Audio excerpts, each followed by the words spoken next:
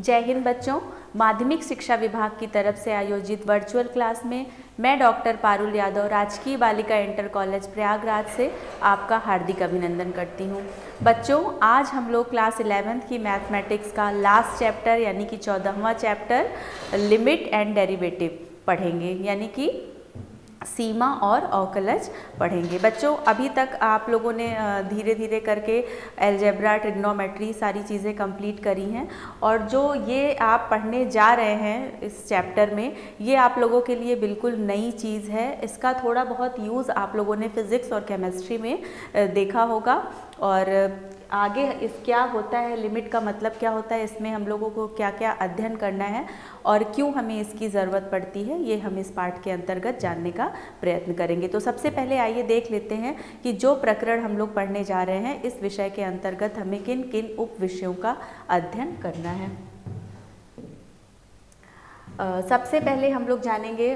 भूमिका की लिमिट्स क्या होती हैं और उनका मैथमेटिक्स में क्या यूज़ है। नेक्स्ट है बच्चों फलन की सीमा, यानी कि किसी फंक्शन की लिमिट क्या होती है। नेक्स्ट है फलन की दक्षिण पक्ष सीमा और वाम पक्ष सीमा, यानी कि right hand limit and left hand limit. Next है सीमा के अस्तित्व के लिए प्रतिबंध की लिमिट का जो एग्जिस्टेंस है वो किन कंडीशंस में होता है। नेक्स्ट है अलजेब्रा ऑफ लिमिट्स, यानी कि सीमाओं का बीजगणित। उसके बाद हम लोग पढ़ेंगे इनडिटर्मिनेट फॉर्म्स को, यानी कि अनिर्धार्य रूप को। उसके बाद हम लोगों को अध्ययन करना है फलन की सीमा ज्ञात करने की कितनी विधियां हैं, यानी कि क्या क्या मेथड्स हैं और किन कंडीशंस में हम कौन से रूल्स अप्लाई करेंगे वो जानेंगे। नेक्स्ट है त्रिकोणमितीय सीमाएं, हम लोग ट्रिग्नोमेट्री पढ़ चुके हैं बच्चों, तो यहाँ पर उसका एप्लीकेशन हम लोग देखेंगे। नेक्स्ट है फलन का अवकल गुणांक या अवकलज, यानी कि डेरिवेटिव ऑफ अ फंक्शन। यहाँ से हम लोग डिफ्रेंसिएशन, एक नई प्रक्रिया है मैथमेटिक्स में आप लोगों के लिए क्लास 11th में, उसे सीखेंगे। फिर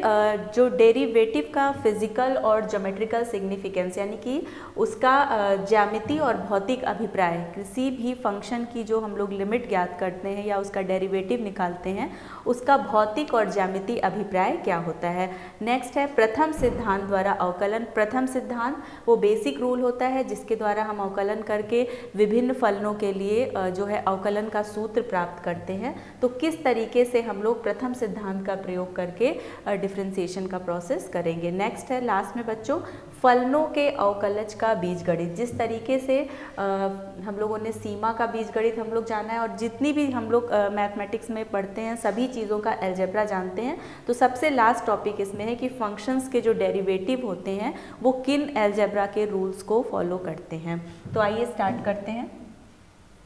सबसे पहले हम लोग जानेंगे कि लिमिट क्या होती है। लिमिट जानने से पहले बच्चों हम लोग अनुक्रम और श्रेणी पढ़ चुके हैं क्लास 11th में, तो यहाँ पर एक अनुक्रम लिखा हुआ है, सबसे पहले हम उसे देखते हैं। लिखा हुआ है 1, 1/2, 1/3, 1/4, 1/5 सो ऑन, और जो इसका nth टर्म है वो है 1/n, यानी इस अनुक्रम का जो nवां पद है वो जो है क्या है 1/n है। स्पष्ट है कि जैसे जैसे n का मान बढ़ता जाएगा, हमें पता है कि अगर कोई जो नंबर है वो रैशनल नंबर के फॉर्म में लिखा है, और अगर डिनोमिनेटर की वैल्यूज़ को हम बढ़ाते चले जाएंगे तो जो होल रैशनल नंबर की वैल्यू है वो धीरे धीरे कम होती जाएगी। तो स्पष्ट है जैसे जैसे n का मान बढ़ता जाएगा, Sn का मान या 1/n, अगर इस अनुक्रम को हम Sn लिखते हैं उनका, तो उसमें जो nth टर्म है 1/n का जो मान है वो क्या होगा, घटता जाएगा। और जैसे जैसे n का मान जो है अनंत की ओर प्रवृत्त होगा, Sn का मान क्या होगा, 0 की ओर प्रवृत्त होगा। क्योंकि जैसे ही डिनोमिनेटर एक बहुत बड़ी संख्या है और न्यूमरेटर में हम लोग यहाँ पर देख रहे हैं कि 1 लिखा हुआ है, अब 1 को अगर हम किसी बहुत बड़ी संख्या से भाग देते हैं तो भागफल लगभग 0 के बराबर आता है। तो उसको लिखने का तरीका जो बच्चों होता है वो इस तरीके से होता है, लिमिट n टेंड्स टू, इस सिंबल का मतलब होता है, इसको हम लोग इंग्लिश में बोलते हैं टेंड्स टू या प्रवृत्त होता है। तो जैसे जैसे n का मान अनंत की ओर प्रवृत्त होता है, दिए गए अनुक्रम Sn का मान जो है वो 0 की ओर प्रवृत्त होता है। तो इसको कहने का तात्पर्य ये है कि यदि कोई अनुक्रम दिया हुआ है किसी भी रूप में, तो अगर हमें उसका nth टर्म मालूम है, जैसे फॉर एग्जांपल ये दिया है, तो जब हमें किसी अनुक्रम का nth टर्म मालूम चल जाता है तो n की वैल्यू को बढ़ाने या घटाने से अनुक्रम के ऊपर क्या प्रभाव पड़ता है, उसका जो एक्चुअल वैल्यू होता है वो किस तरीके से रिएक्ट करता है, उसको हम किस तरीके से डिनोट करते हैं, लिमिट से डिनोट करते हैं। लिखने का तरीका आप बच्चों एक बार फिर देख लेंगे। लिमिट लिखेंगे, लिमिट के लिए सिर्फ LIM, और नीचे जो टर्म जिसके जो वेरिएबल है यानी कि जिसको बढ़ाने या घटाने से जो अनुक्रम है उसके मान में परिवर्तन हो रहा है, उसको हम लोग यहाँ पर नीचे लिखते हैं। ये वेरिएबल होता है n टेंड्स टू इन्फिनिटी। चूंकि हम लोग यहाँ पर इनफाइनाइट की ओर इसका मान बढ़ा रहे हैं तो यहाँ पर हमने लिखा हुआ है n टेंड्स टू इनफाइनाइट, और Sn वो दिया गया अनुक्रम है और उसका मान जो है आपका 0 की ओर प्रवृत्त हो रहा है। अब इसी तरीके से एक दूसरा अनुक्रम है 2, 3/2, 4/3, 5/4, 6/5। जब हम इसको जनरलाइज करेंगे तो हम क्या देखते हैं कि जो न्यूमरेटर है यानी जो अंश है वो हमेशा ही हर से एक बड़ा है। तो यानी कि जब हम उसको जनरलाइज करेंगे, n के फॉर्म में लिखेंगे, तो हमारा जो nth टर्म है वो क्या हो जाएगा, n+1/n। इस पर हम विचार करते हैं तो यहाँ पर इसका nवां पद यानी कि Sn जो है वो n+1/n है। तो स्पष्ट है n का मान जैसे जैसे बढ़ेगा जो Sn का मान होगा वो 1 के सन्निकट पहुँचता है। आप कैलकुलेट करके देख सकते हैं। अर्थात n के मान को पर्याप्त बढ़ा लेने पर, यानी कि जैसे जैसे हम n का मान बढ़ाएंगे Sn-1, चूँकि इसका मान किसके सन्निकट पहुँचता है, 1 के सन्निकट, यानी कि अप्रॉक्सीमेटली 1 के बराबर होता है। तो Sn-1 या Sn तथा 1 का जो सांख्यिक अंतर है यानी कि जो इनका न्यूमेरिकल डिफरेंस है उसको हम जितना चाहें उतना छोटा कर सकते हैं। यानी कि किसकी वैल्यू को अगर हम बढ़ाएं, अगर हम n के मान को पर्याप्त बड़ा लेते हैं तो जो Sn-1 है, चूँकि ये कहाँ पर कन्वर्ज हो रहा है, इसकी वैल्यू 1 के करीब पहुँच रही है, तो Sn और 1 की जो न्यूमेरिकल डिफरेंस है उसके अंतर को कम करने के लिए n के मान को हमें पर्याप्त बड़ा लेना पड़ेगा। और जब हम n के मान को पर्याप्त बड़ा लेंगे तो ये जो न्यूमेरिकल डिफरेंस है Sn और 1 का, उसको हम जितना चाहें उतना छोटा कर सकते हैं। तो अतः इस अनुक्रम यानी कि अनुक्रम को लिखने का तरीका आपका ये है कि सीमा यानी कि जो लिमिट है ये मैक्सिमम कहाँ तक जा रहा है, 1 तक जा सकता है। कब, जैसे जैसे हम n के मान को बढ़ाएंगे, तथा इस अनुक्रम के लिए जो लिमिट है वो n टेंड्स टू इनफाइनाइट है, और Sn जो है यानी कि जो अनुक्रम है उसका मान कहाँ किस मान की ओर प्रवृत्त हो रहा है, 1। यहाँ पर एक निश्चित मान है, एक निश्चित संख्या है, या हमें कह सकते हैं एक फाइनाइट नंबर है। नेक्स्ट है यहाँ से हम इस निष्कर्ष पर पहुँचते हैं कि किसी अनुक्रम, कोई भी अनुक्रम Sn है के लिए n के मान को पर्याप्त बड़ा लेने पर यदि Sn तथा किसी संख्या a,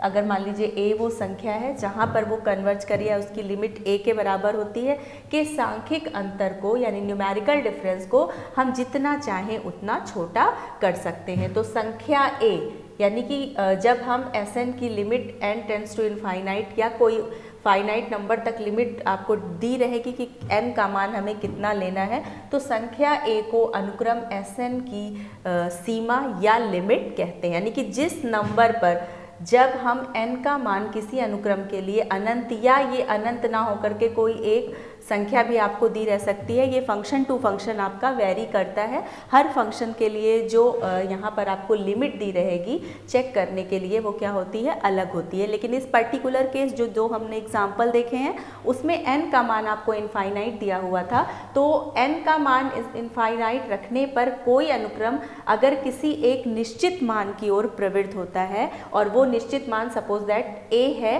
तो a को हम दिए गए अनुक्रम की सीमा या लिमिट कहते हैं।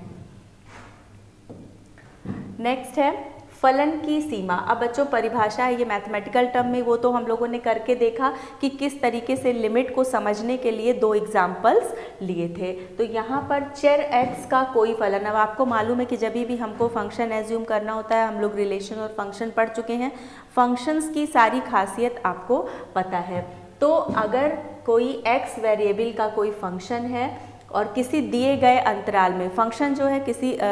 हमेशा हमारे पास इंटरवल्स रहते हैं, इंटरवल के अंदर अगर हमको किसी फंक्शन की वैल्यू निकालनी है तो हम कहते हैं कि दिए हुए अंतराल में तब परिभाषित कहलाता है। यानी कि अगर कोई फंक्शन x का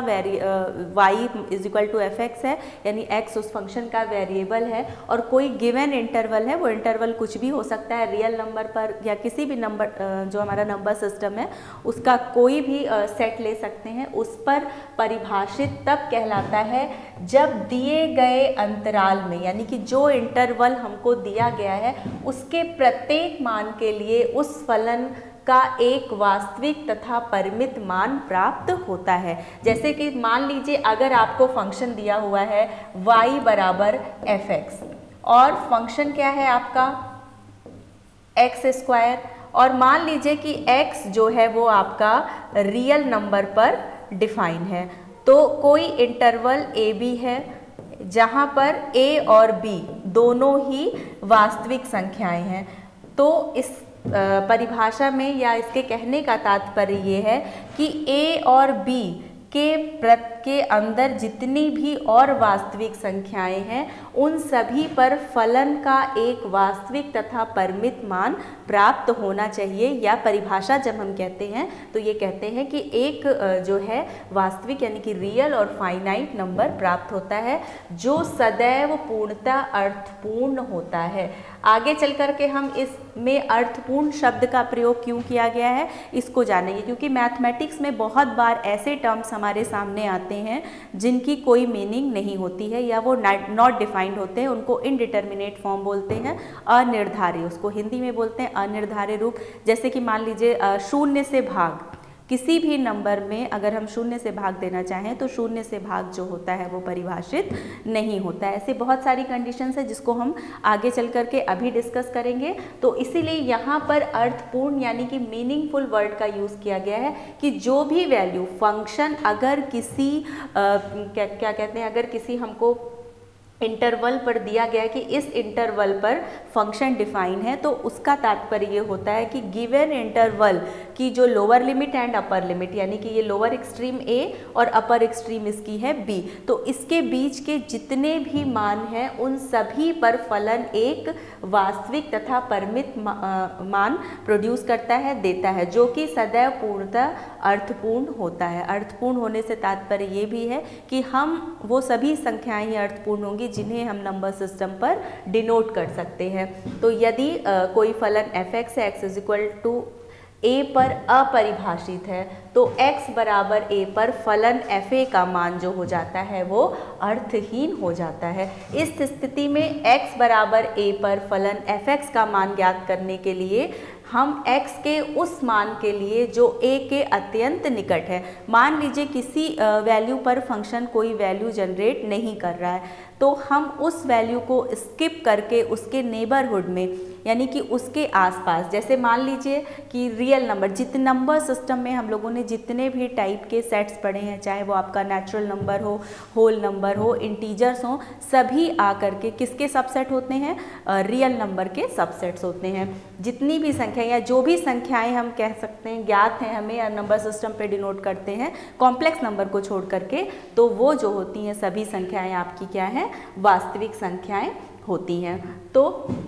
अगर किसी वास्तविक संख्या पर मान लीजिए कि फलन एफ एक्स बराबर a वो संख्या है जिस पर फलन का मान आपका अर्थहीन हो गया है या फंक्शन की वैल्यू जो है वो आपकी एग्जिस्ट नहीं कर रही है, तो उसका मान लीजिए अब तब हम क्या करेंगे, a के नेबरहुड में, a का नेबरहुड यानी a से लेफ्ट साइड भी a का नेबरहुड होगा और a के राइट साइड भी। जब हम लेफ्ट साइड चलते हैं तो नंबर्स घटते हैं और जब हम राइट साइड चलते हैं तो ऑब्वियसली नंबर्स का मान जो होती वैल्यूज़ होती हैं वो बढ़ती जाती हैं। तब हम क्या करते हैं, यदि किसी x बराबर a पर फलन का मान अर्थहीन हो जाता है, मीनिंगलेस हो जाता है, तब हम उसके नेबरहुड से कोई पॉइंट लेते हैं और तब हम उसके नेबरहुड पर चेक करते हैं क्या इन पॉइंट्स पर फंक्शन स्टिल मीनिंग लेस है, यानी कि इस पर भी फलन का मान एग्जिस्ट नहीं कर रहा है। जनरली बहुत कम ही ऐसे केस होते हैं जहाँ पर ऐसा होता है, बाकी सभी केसेस में लगभग फलन का मान जो होता है अगर किसी एक पॉइंट पर एग्जिस्ट नहीं कर रहा है तो उसके नेबरहुड में, यानी कि राइट नेबरहुड और लेफ्ट नेबरहुड दोनों में बहुत अंतर कम करने पर और थोड़ा अंतर ज़्यादा करने पर, यानी कि उससे थोड़ा कम और उससे थोड़ी ज़्यादा वैल्यू लेने पर फंक्शन जो होता है वो एग्जिस्ट कर जाता है और फिर इस वाली कंडीशन को फॉलो करने लगता है, यानी कि उस पर फिर से हमको एक वास्तविक और परिमित मान प्राप्त होता है जो कि अर्थपूर्ण होता है। तो हम जब अब हमको चूंकि लिमिट निकालना, हम लिमिट पढ़ रहे हैं, ये वाली कंडीशन किसकी थी, वैल्यू ऑफ द फंक्शन की थी जब हम फलन का मान ज्ञात करते हैं। लेकिन लिमिट निकालने की ज़रूरत हमें क्यों पड़ती है, क्यों हमको फलन की सीमा ज्ञात करनी पड़ती है? तो क्यों ज्ञात करनी पड़ती है कि अगर कोई फंक्शन किसी क्लास इंटरवल के ऊपर डिफाइन है और उस क्लास इंटरवल में कोई पॉइंट ऐसा है जिस पर फलन का मान एग्जिस्ट नहीं कर रहा है, इनडिटर्मिनेट फॉर्म का आ जा रहा है, या जिसको आप और सिंपल लैंग्वेज में कह सकते हैं कि मीनिंगलेस हो जाता है, और ऐसे नंबर्स जनरेट करता है जो कि आपने, या ऐसे टर्म्स आते हैं जो आपने मैथमेटिक्स में नहीं देखे हैं या आप उनके बहुत यूज टू नहीं हैं, तब हम जो है लिमिट निकालते हैं, यानी उस पॉइंट को छोड़ करके उसके आसपास की वैल्यूज़ के ऊपर फिर से फंक्शन पे चेक करते हैं क्या इन वैल्यूज़ पर भी फंक्शन की जो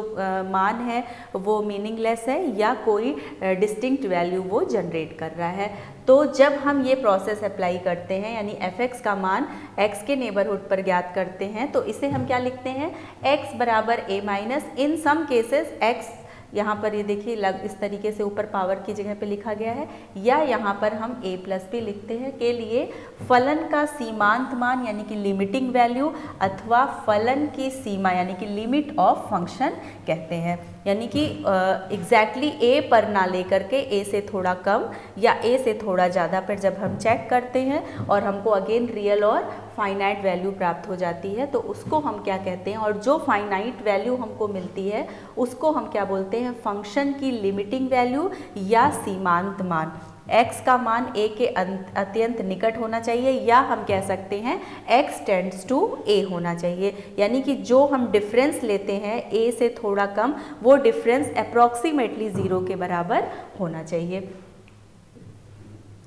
उदाहरण के तौर पर यहाँ पर बच्चों हमने एक एग्जाम्पल लिया है, f(x) अगर x² minus 1 upon x minus 1 है, अगर x इज इक्वल टू 1 पर हमें इस फंक्शन की वैल्यू निकालनी है। देखिए बच्चों, फंक्शन की वैल्यू निकालने के लिए जब भी हम फंक्शन की वैल्यू निकालते हैं तो जिस पॉइंट पर हमें वैल्यू निकालनी होती है उसे हम फंक्शन में डायरेक्टली पुट करते हैं, क्योंकि कुछ बच्चों के मन में सवाल ये आ सकता है कि ये a² माइनस b² है और अगर हम इसे x माइनस 1 और इसे हम x प्लस 1 लिख दें और अपॉन x माइनस 1 और उसके बाद हम कट करने के बाद ये आपका आता है x प्लस 1 और तब हम इस पर x इज इक्वल टू 1 रखें, और यहाँ पर हमने ना लिमिट लिखा है ना कुछ, तो ये अब हमने यहाँ पर 1 रखा तो ये आपका 2 के बराबर आ गया, लेकिन ये फंक्शन x प्लस 1 की वैल्यू है, ना कि x² minus 1 upon x minus 1। यही डिफरेंस होता है बच्चों लिमिट और जब हम वैल्यू ऑफ द फंक्शन निकालते हैं। वैल्यू ऑफ द फंक्शन निकालने के लिए मैं बार बार इस चीज़ पर फोकस कर रही हूँ कि आपको जिस भी पॉइंट पर फंक्शन की वैल्यू निकालनी होती है वो पॉइंट आपको डायरेक्टली फंक्शन में पुट करना पड़ता है। अब यहाँ पर यदि हम f(x) में x इज इक्वल टू 1 रख देते हैं तो आप देखते हैं कि ये आ जाता है आपका 0/0। इसके पहले हम लोग इनडिटर्मिनेट फॉर्म की बात कर रहे थे, तो 0/0 इसको हम बोलते हैं इनडिटर्मिनेट फॉर्म, यानी कि अनिर्धारित रूप, इसे परिभाषित नहीं किया जा सकता है। तो इस कंडीशन से यानी कि अब हमें x बराबर 1 पर गिवन फंक्शन की वैल्यू नहीं मिल रही है, या जो वैल्यू मिल रही है वो क्या है, मीनिंगलेस है, इसका कोई अर्थ नहीं है। तो इस कंडीशन में अब हम क्या करते हैं कि 1 से कम, हमने क्या बोला था कि अगर किसी x is equal to a पर फंक्शन का मान एग्जिस्ट नहीं करता है तो हम उसके नेबरहुड में चेक करते हैं। दो तरीके का नेबरहुड होता है हमारे पास, लेफ़्ट नेबरहुड और राइट नेबरहुड। लेफ़्ट नेबरहुड में यानी कि जब हम किसी नंबर से लेफ़्ट में जाते हैं तो जो वैल्यूज़ होती हैं वो उस नंबर से कम होती हैं, और जब राइट में जाते हैं तो ज़्यादा होती हैं। मान लीजिए हम थोड़ा सा डिफरेंस लेकर के चलते हैं। अगर हम कम लेते हैं, लेफ़्ट हैंड साइड में लेते हैं, और मान लीजिए कि हम x का मान जो है 0.9 लेते हैं, 1 ना लेकर के 0.9 लेते हैं, तब हम जब इसमें रखेंगे वैल्यू तो हम देखेंगे कि fx का मान जो है हमको करीब 1.9 के मिलेगा। अगेन अगर हम x का मान जो है 0.99 लेते हैं तो fx की वैल्यू जो है वो हमको करीब 1.99 मिलती है। अब यहाँ से आप देख सकते हैं कि 0.9 से ज़्यादा एक्यूरेट वैल्यू जो है वो 0.99 है। जो 0.99 है वो 1 के बहुत ज़्यादा नियर बाई है। तो हमने क्या देखा, जब x इज इक्वल टू 1 पर फंक्शन एग्जिस्ट नहीं कर रहा है तो हमने 1 से थोड़ा डिफरेंस लिया, यानी कितना 0.01 का डिफरेंस लिया, यानी कि 0.99 लिया, और उस पर चेक करने पर हमने क्या देखा कि फलन का मान जो है वो 1.99 है। अप्रॉक्सीमेटली इसको हम कह सकते हैं कि ये 2 के बराबर है। अगेन जब हम राइट को चलेंगे तो हमें क्या करना होगा, 1 से थोड़ी सी ज़्यादा वैल्यू लेनी होगी। तो सपोज दैट अगर हमने x की वैल्यू ली है 1.1, जब आप कैलकुलेट करेंगे तो देखेंगे fx की वैल्यू जो है आपकी आती है 2.1। सिमिलरली जब आप x की वैल्यू लेंगे 1.01 तो आपकी fx की वैल्यू आ जाएगी 2.01, और इसी तरीके से जैसे जैसे आप ये डिफरेंस और कम करते जाएंगे इसकी वैल्यू भी अप्रॉक्सीमेटली 2 के बराबर हो जाएगी। तो हमने दोनों साइड में देखा कि हालांकि x इज इक्वल टू 1 पर फंक्शन एग्जिस्ट नहीं कर रहा है, लेकिन जब हमने 1 से लेफ्ट हैंड साइड यानी कि एक बहुत माइन्यूट डिफरेंस 0.01 बहुत छोटा नंबर है, कम करके देखा तो देखा कि ये फंक्शन एग्जिस्ट कर रहा है। और सिमिलरली जब हमने देखा कि फंक्शन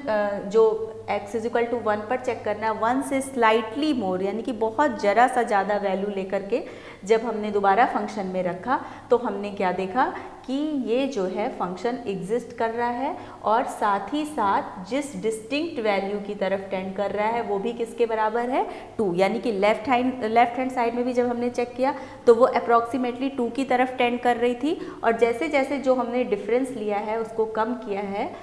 तो वैसे वैसे भी राइट हैंड साइड में यानी कि ज़्यादा करने पर भी जो fx का मान है वो 2 की तरफ टेंड कर रहा है। तो यदि अब इसके अकॉर्डिंग या इस पर्टिकुलर एग्जाम्पल के अकॉर्डिंग अगर हमें डेफिनेशन बतानी हो लिमिट की, तो यदि किसी फलन y बराबर fx में चर राशि x का मान a की ओर अग्रसर होता है और फलन fx का मान एक निश्चित राशि l की ओर, यहाँ इस पर्टिकुलर केस में जो है वो निश्चित राशि किसके बराबर है 2 के बराबर है, तो यह निश्चित राशि l जो है x बराबर a पर fx की सीमा कहलाती है, यानी कि लिमिट ऑफ अ फंक्शन कहलाती है। इस पर्टिकुलर केस में आप देख लीजिए कि फंक्शन हमारा y बराबर fx है, fx का मान आपका दिया हुआ है x² - 1 अपॉन x - 1 और x is equal to a, तो यहाँ पर a लिया हुआ है, यहाँ पर a की जगह पर 1 है, पर फलन का मान किसी निश्चित राशि की ओर, और चूंकि x बराबर 1 पर एग्जिस्ट नहीं कर रहा था तो हमने लिमिटिंग वैल्यू की डेफिनेशन को यूज़ करते हुए जब हमने 1 के नेबरहुड में, तो सिमिलरली जब ये तो पर्टिकुलर केस हो गया, जब जनरल केस लेंगे तो a से थोड़ा कम और थोड़ा सा ज़्यादा दोनों पे करके देखते हैं, और अगर दोनों ही केस में यानी कि जब हम लेफ्ट हैंड में जाते हैं तब भी और जब राइट हैंड साइड वाले नेबरहुड में जाते हैं तब भी जो फंक्शन की वैल्यू होती है वो एक निश्चित राशि यानी कि दोनों ही कंडीशन में एक निश्चित राशि की ओर अग्रसर होती है। सपोज दैट जब हम जनरलाइज कर रहे हैं तो उसको स्मॉल l से डिनोट करते हैं, तो वो जो स्मॉल l है या वो जो निश्चित राशि है वो फलन fx की क्या कहलाती है सीमा, और सांकेतिक भाषा में इसे हम निम्न प्रकार से लिखते हैं कि लिमिट fx और x tends to a is equal to l। जहाँ पर l वो लिमिटिंग वैल्यू है, जहाँ पर जैसे जैसे x का मान जो है a की ओर अग्रसर होता है, fx का मान जो होता है वो आपका l की ओर अग्रसर होता है। अब सबसे यहाँ पर 2 टिप्पणियाँ हैं बच्चों, बहुत महत्वपूर्ण है, नोट है कि किसी फलन की सीमा का उपयोग कब करते हैं ये जानना जरूरी है। जब हमारा काम वैल्यू ऑफ द फंक्शन से चल जा रहा है तो हमें लिमिट की ज़रूरत क्यों पड़ती है। तो यहाँ पर ये ध्यान दीजिए कि किसी फंक्शन की सीमा का उपयोग तभी आवश्यक और महत्वपूर्ण होता है जब x के किसी निर्दिष्ट मान के लिए फलन, यानी कि किसी फंक्शन मान लीजिए किसी रियल नंबर या नंबर सिस्टम के किसी सेट पे डिफाइंड है या किसी और उस सिस्टम के किसी पर्टिकुलर क्लास इंटरवल के ऊपर डिफाइन है और उस इंटरवल के किसी पॉइंट यानी कोई भी निर्दिष्ट मान, कोई भी एक वैल्यू हो सकती है, उस पर जब फंक्शन जो होता है अपरिभाषित होता है, डिफाइंड नहीं होता है, इनडिटर्मिनेट फॉर्म आ जाता है, जब हम डायरेक्टली रखते हैं वैल्यूज़, तब हमारे लिए लिमिट का यूज़ जो होता है वो ज़रूरी हो जाता है। दूसरा, यदि x के किसी निर्दिष्ट मान लीजिए a के लिए फलन fx परिभाषित है तो x बराबर a पर फलन के मान, यानी कि अगर फंक्शन डिफाइंड है, अनिर्धारित यानी इनडिटर्मिनेट फॉर्म का नहीं हो रहा है किसी वैल्यू पे, तो वैल्यू ऑफ द फंक्शन और जो लिमिट होती है वो दोनों आपस में बराबर होती है, यानी कि तब जो है सीमा में और फलन के मान यानी कि लिमिट और वैल्यू ऑफ द फंक्शन के बीच में कोई डिफरेंस नहीं रहता है। अब बच्चों फलन की दक्षिण पक्ष सीमा जिसे हम राइट हैंड लिमिट कहते हैं और वाम पक्ष सीमा जिसे हम लेफ्ट हैंड लिमिट कहते हैं वो क्या होती है। हमने आपको बताया कि जब किसी पर्टिकुलर वैल्यू पे फंक्शन जो होता है वो एग्जिस्ट नहीं करता है तो उस पर्टिकुलर वैल्यू के नेबरहुड्स में, बच्चों नेबरहुड्स दो, अगर ये मेरी हमारी नंबर लाइन है और सपोज दैट कि ये रियल नंबर है a, तो हमें मालूम है कि जब हम इधर चलेंगे तो वैल्यूज़ a से ज़्यादा होंगी। अगर मान लीजिए कि हम एक छोटा जो इसके आगे की जो नंबर है उसको हम छोटे छोटे इंटरवल h में बांट लेते हैं, h1, h2, तो इसके बाद जो नंबर्स पड़ेंगे वो क्या हो जाएंगे, a से बड़ा क्या हो जाएगा a प्लस h1, उससे बड़ा क्या हो जाएगा a plus h2 and so on. और इसी तरीके से जब हम उसके लेफ्ट नेबरहुड में जाते हैं तो जो वैल्यूज़ होती हैं वो a से कम होंगी, यानी कि a अपने बाईं तरफ के सभी मानों से बड़ा होगा और दाईं तरफ के सभी मानों से क्या होगा, छोटा होगा। सॉरी, तो ये जो है आपका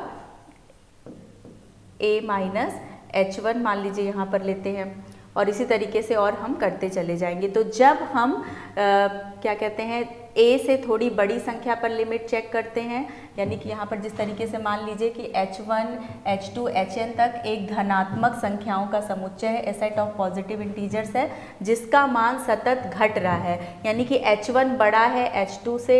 h2 बड़ा है h3 से और इसी तरीके से आगे यहाँ पर h1 इज ग्रेटर देन 0, जिसमें n का मान पर्याप्त बड़ा लेकर हम h के मान को इच्छा अनुसार जितना चाहे उतना छोटा बना सकते हैं। इस स्थिति में जैसे जैसे hn का मान, जैसे प्रीवियस कंडीशन हम लोगों ने स्टार्ट किया था जब यहाँ पर हम लोगों ने Sn एक अनुक्रम लेकर के देखा था, सेम उसी तरीके से है। जैसे जैसे hn छोटा होता जाएगा फंक्शन फलन का मान जो है आपका fa plus h1, fa plus h2, यदि एक संख्या a की ओर प्रवृत्त होता हो तो इस संख्या a को फलन की x बराबर a पर दक्षिण पक्ष सीमा यानी कि राइट हैंड लिमिट क्यों कहेंगे, क्योंकि a प्लस h1, भले ही h1 एक बहुत छोटा मान है लेकिन वो क्या हो रहा है, a में एडअप हो रहा है और जब एडअप हो रहा है तो दिस मीन्स कि वो a से बड़ा है, यानी कि जैसे हम राइट हैंड साइड में जाएंगे और तब फलन का मान जो है जिस निश्चित मान की ओर अग्रसर होता है वो निश्चित मान जो होता है फलन की दक्षिण पक्ष सीमा कहलाता है। सेम यही प्रोसीजर अपनाएंगे जब हम बाएं साइड में जाएंगे यानी कि लेफ्ट हैंड साइड में जाएंगे और a से जिस तरह h1 से लेकर के hn तक हमने स्मॉल नंबर्स लिए हैं, तो जब a से छोटा नंबर लेंगे और तभी भी मान लीजिए फंक्शन की जो वैल्यू है एक निश्चित मान a की ओर अग्रसर हो रही है, तो कम लेने पर जब जिस मान की ओर अग्रसर हो रही है, बहुत सारे फंक्शंस में लेफ्ट हैंड लिमिट और राइट हैंड लिमिट जो होती है वो अलग अलग होती है। हालांकि वो फंक्शन डिफाइन नहीं होती है, उसको हम लेटर में डिस्कस करेंगे, लेकिन अगर a से कम लेने पर मान लीजिए यहाँ पर भी ए की ओर प्रवृत्त हो रहा है फंक्शन का मान, तो यहाँ पर जो कैपिटल ए है वो फंक्शन की वाम पक्ष सीमा या लेफ्ट हैंड लिमिट कहलाएगा। तो बच्चों आप लोगों को आई होप कि ये समझ में आ गया होगा कि हमें लिमिट की ज़रूरत क्यों पड़ती है, वैल्यू ऑफ द फंक्शन और लिमिट में क्या फ़र्क है, और लेफ्ट हैंड लिमिट और राइट हैंड लिमिट किसे कहते हैं। तब तक आप लोग एनसीईआरटी की बुक से इसको देखिएगा कि किस तरीके से इस पे बेस्ड कुछ क्वेश्चंस लगाइएगा। नेक्स्ट क्लास में हम लोग इसी पे बेस्ड क्वेश्चन सॉल्व करेंगे। Thank you.